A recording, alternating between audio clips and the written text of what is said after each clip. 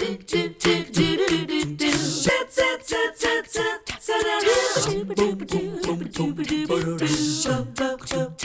morning. Nice to begin the week with you here on 3+U. I hope the season's treating you well. Perhaps you've got a lot of your shopping behind you. You can just sit back and breathe and enjoy the days and weeks to come as we go through the holiday season. But that is not the case for everybody. We say that a lot here on the show. We'll say it again this morning. Charles Miller is here. He has Scenic City Neurotherapy, and he wanted to talk a bit this morning, as he put it, about the meat and potatoes behind what you do every day at Neurotherapy. So good to see you. Yeah, thank you for having me. I learned something from you today. I was asking you, who is your typical patient? Do you have one? And I would say it might be the people who watch our show, women 35 to 65. In that window, we do see a lot of people who struggle with depression, anxiety, PTSD. The younger generation, I think those that have young adult children now can attest with me that we've done a better job at helping our children better express their emotions and feelings, and so they have different struggles than the previous generation. But with that window specifically, we see a lot of people who have had lifelong struggles with depression, anxiety. They've been told that these feelings are bad. At the end of the day, they're feelings for a reason. Now, sometimes they're felt excessively, and that's where we come into play. Is we utilize certain types of treatments like ketamine infusion therapy and transcranial magnetic stimulation to essentially reset the nervous system. It allows, so think of the feelings that come out, like this excessive response to anxiety or stress, as reflexive. It's not something the patient's choosing. Right. If this was a choice or a thinking problem, they'd have thought their way out of it.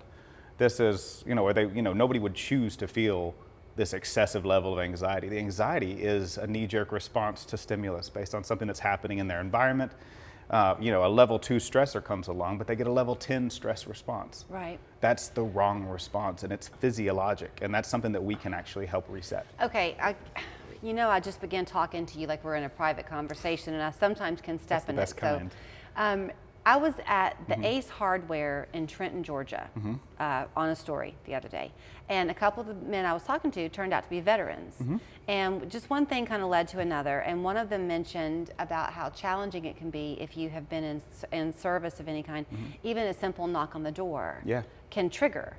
There's a difference in that, where there's an experience that goes behind it, and I think what a lot of people sometimes feel in like today's teenagers of saying life is just so stressful. Right. So don't we need to kind of define that a little bit more clearly? They are very different, but the feeling is very similar. Okay. So the presentation, the end result is this hypervigilance and this overwhelming stress, but it's for different reasons. It's prolonged periods of heightened stress actually break down our brain's ability to process stimulus. There's an actual mappable, measurable breakdown of pathways in the brain. We can actually image it and see these dark spots that develop on the brain secondary to the brain, overworking. It's like because these prolonged periods of heightened stress are larger traumatic experiences like we see with PTSD, like a veteran in combat, it will actually create a brain injury. Okay, so I'm slow on the take, but you said something that now has a light bulb moment for me.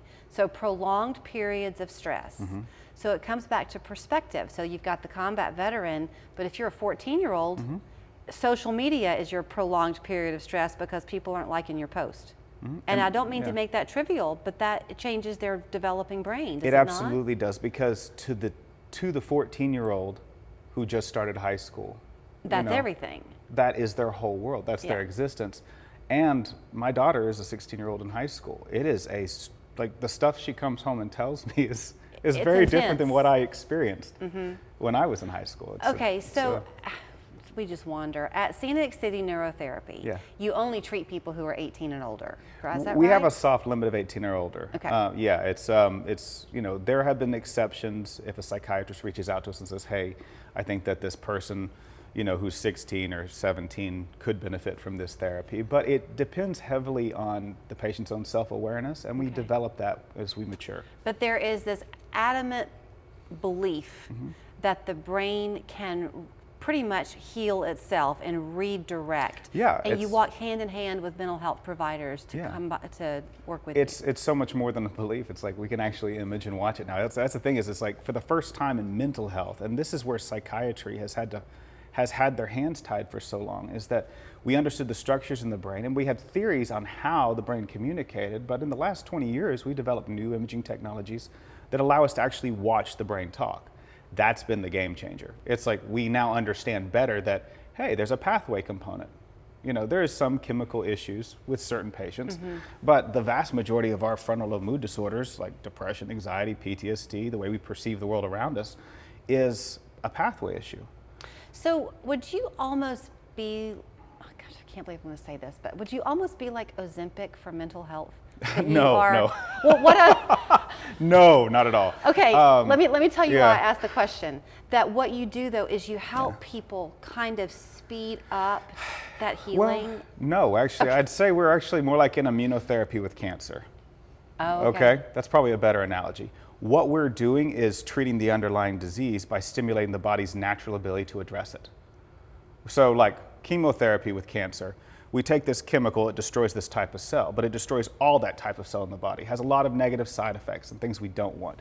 Immunotherapies come along and they help to train the immune system to respond better to destroy that type of cancer cell. Okay. And so it's the immune system actually fighting the cancer, not the chemical we're giving them. Okay. So it's like what we're doing is not treating depression or anxiety. Those are the symptoms that present. We are actually enhancing cognition, functionality, automatic emotional regulation. But when people use you in cohort with mental health providers, they see a result more quickly, don't do. they? Yeah, but Okay. mostly because we've never addressed the neurophysiology. We've treated symptoms, we've addressed the psychology, but it's like trying to run a marathon with a broken leg. It's like you can train hard, you can show up every day, you can eat all the right foods and do everything you're supposed to, but if your leg's broken, Right. you're never going to keep up. You know, I've been talking to you for a long time now. We've had these conversations every month. I always learn something new. I always have a different light bulb moment.